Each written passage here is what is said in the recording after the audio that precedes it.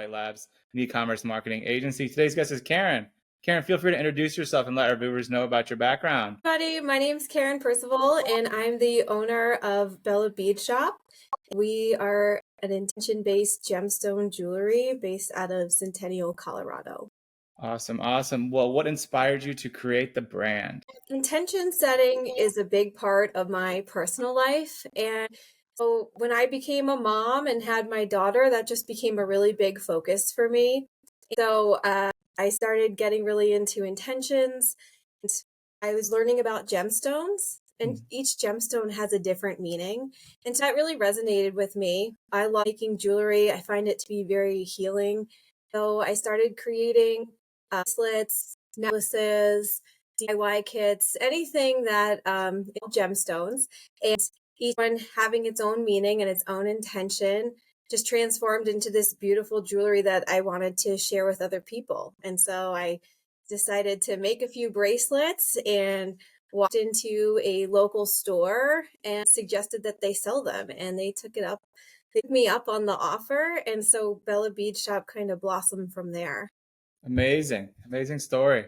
Who is your ideal target audience? Funny because I have a marketing background. What my degree was in marketing, telecom, and advertising. And this business, it really came from the heart and was more of a passion project for me. And so my focus was really just about finding joy in the journey of what I do. And anybody who's looking to invest something positive in their life is my target audience. It's really broad reaching. And I try not to stray from that because my products can benefit for anyone. So kind of who our target is. Gotcha. I know you're in a competitive space. What makes you different, or shall I say better than your competitors? Everything we do is handmade. We offer custom designs, and we really focus on quality product using real gemstones. We don't use any plastic or glass with our products.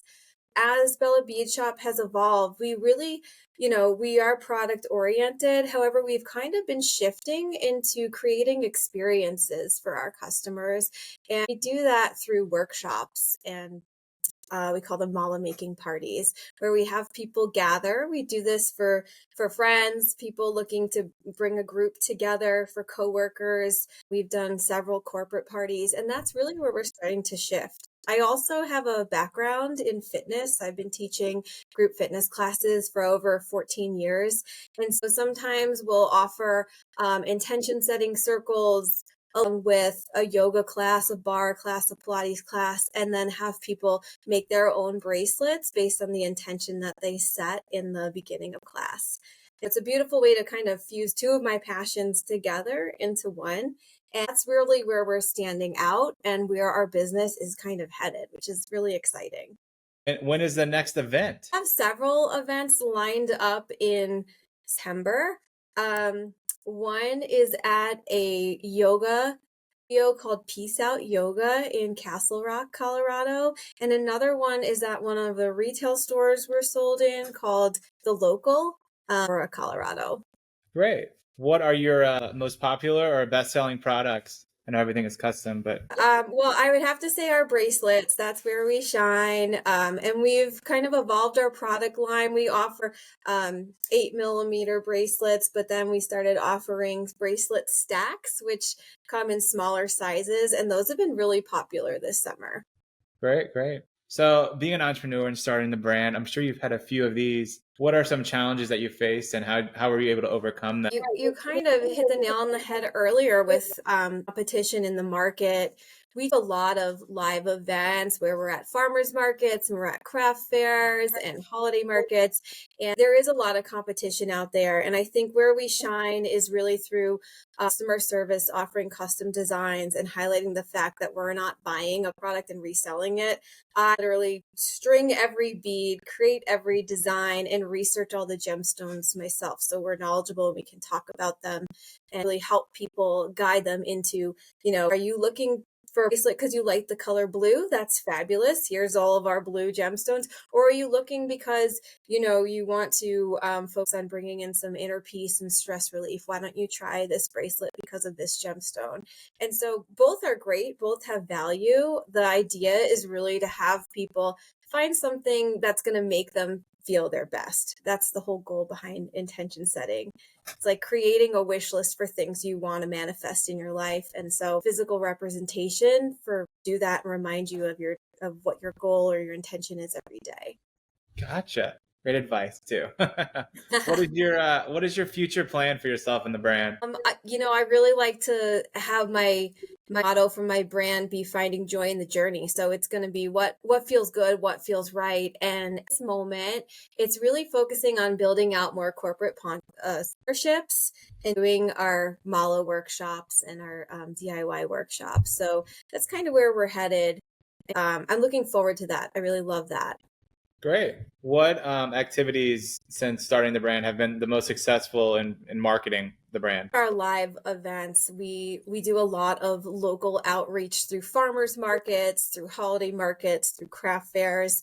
And, my husband helps me with the sales aspect. He'll be working our booth, a lot of our events. We lovingly refer to him as the Mala Man, and his name is Charlie. And he's a great connector. And so I think when people walk into our booth and connect with us, it has a lasting effect and word of mouth spreads. And so that's really how we've been building our reputation and growing our business.